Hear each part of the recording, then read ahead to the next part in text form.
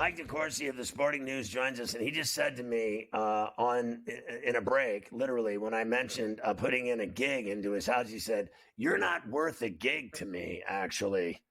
Who's paying for that?" And I feel like there was a potential for like that. We had to send the bill to SportsGrid if we were going to go to a gig. I said, "What do you think about a gig, Mike?" He goes, "Don't talk gigs with me, young man." And then so I knew something was up.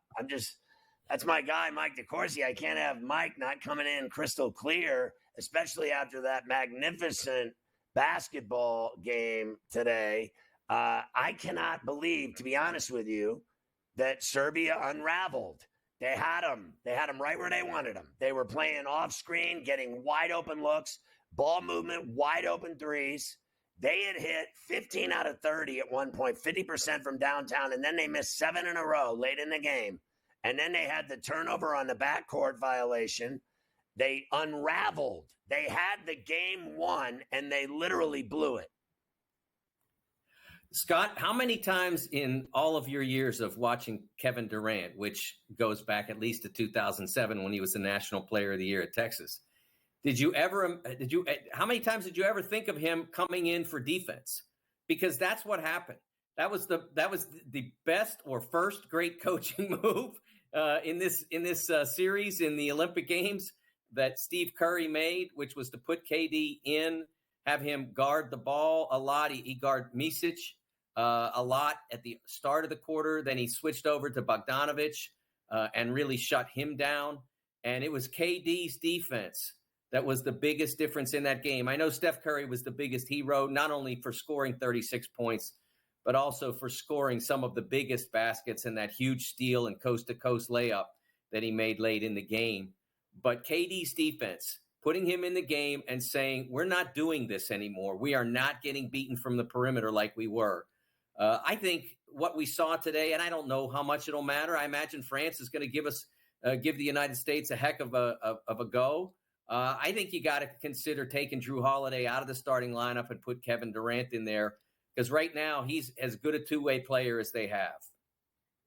Yeah, I thought Holiday, despite that corner pocket three he hit, which was big, and then Booker hit the big, three off of the inbounds, off of the Joker foul, off of the KD three on the wing. That three was huge. The foul was huge. Possession, inbounds, Booker, top of the key three. But I did not think, and I'm being frank, I did not think that Booker or Holiday played well in the game. I thought Holiday was aggressive defensively. I thought he tried to play aggressive defense. I just didn't think either one of them were really effective in the game. I agree with you about Durant. The thing that I noticed about them was that LeBron obviously had a triple-double. They needed that. They needed him attacking the rim late in the game because they were missing too many shots and making too many mistakes. But I thought that all of their star players, frankly, did nothing in the game. I thought at one point they were all sitting over there, Durant, AD, and Edwards, Halliburton, and none of them were going in the game at all. Well, you can't blame Halliburton for this because he's not putting him in the game. I said early in this process that they made the decision that they valued defense over ball movement. And I think in a circumstance like this, when you have so many gifted scorers, and you need someone to bring definition to the offense, because there's nobody you can say, oh, you shouldn't take that shot. You can't say that to anybody almost. It may be Bam Adebayo taking the second half three. Yeah, I'll say, don't take that shot. You're not that guy in this game. But for the most part, you have to understand that KD taking a shot off the dribble, okay, he's KD.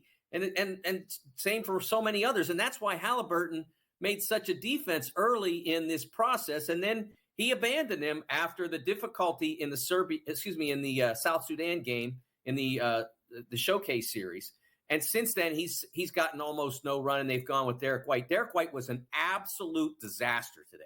He was embarrassingly bad. And in a game where they needed good defense, he was I believe I checked, he was a minus 16 in 6 minutes. And offensively, he was poor. Defensively, he was disastrous. I didn't think there was any excuse for putting him back in And thank goodness that Steve Kerr got that message and rode with KD in those minutes. I thought for the first time in the whole tournament, I thought Embiid played well. Not only did he do well, he was very physical, almost violently physical in the game. I thought, Mike, literally, they were calling nothing away from the ball. The FIBA refs were calling nothing. It was literally tackle football out there. They were mauling each other, and no calls were being made at all. But I thought Embiid said, all right, if we're going to play this way, I invite it. So let's go. You want to play dirty? Let's go. You want to foul and tackle and step on people? I'll run over somebody, see how you like it. But I thought he played well, and it's the first time I thought he played well. I think he had 19, hit 8 of 11 shots, hit 2 threes, had a block shot, and I saw actual enthusiasm out of him, like he was having fun and he was into it. And it's the first emotion I've seen because he's been booed the whole time he's been in Paris, and everyone hates him. Well, I think that what you saw finally was him taking the responsibility for playing the game in the first half. You're right. He was fantastic in the second half, and he was for the entirety of the game up to the physical challenge that Nikola Jokic presented. So give him credit for that. But he didn't want to do anything else defensively. On any switch, any opportunity, when Drew Holiday got picked off or Steph Curry got picked off, and you had to step into the pocket and at least offer some challenge, Embiid just hung back and said, if he's going to make it, he's going to make it. Well, in this game, the answer was always he's going to make it. Whoever it was, Bogdanovich, whoever, Micic, whoever it was, they were making that shot. And Embiid in the first half had no interest in making it a challenge. He showed in the second half that when those things happen, he could step out. He could step out and cause some traffic and make it difficult to shoot. He finally did it. In this game, once they started making threes, you needed to step forward and make it difficult. And until the second half happened, really the fourth quarter, that didn't happen. So I'll give Embiid a lot of credit for that fourth quarter, and enough credit that he had a huge part in winning the game. But he also had a huge part in them being in a big deficit. I would agree with that. I'll say this. At one point, it was 15 out of 30. They were at 50%, and then they missed 9 straight threes. They ended up 15 of 39. And in actuality, the U.S., which had been missing left and right, ended up 16 of 32 for 50%. So it was the U.S. that actually ended up shooting 50% in the game and not Serbia. And the whole game we were watching, we thought Serbia was like hitting every three they took, and they were just like, there's no way they're losing this game. But then when it mattered most, they missed 9 straight threes as the U.S. was knocking them down. Absolutely. I have to give Kirk credit for making that move because I didn't see that coming, putting Kevin out there and basically saying, use all that great length and that great quickness and shut down what they're doing. And he did it. LeBron played a great role in the fourth quarter. Steph was magnificent. I did think Booker did some good things defensively in the fourth quarter when everything else was happening.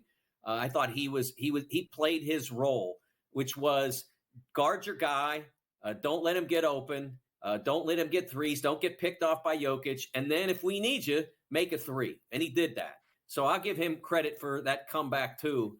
It was intense. It was magnificent. I've seen some of my colleagues say that it was the best basketball game ever by the pros in the Olympics. I disagree. I think the 2008 gold medal game versus Spain was better because Spain was better. The U.S. had to play poorly for a lot of this game for it to be as exciting as it was.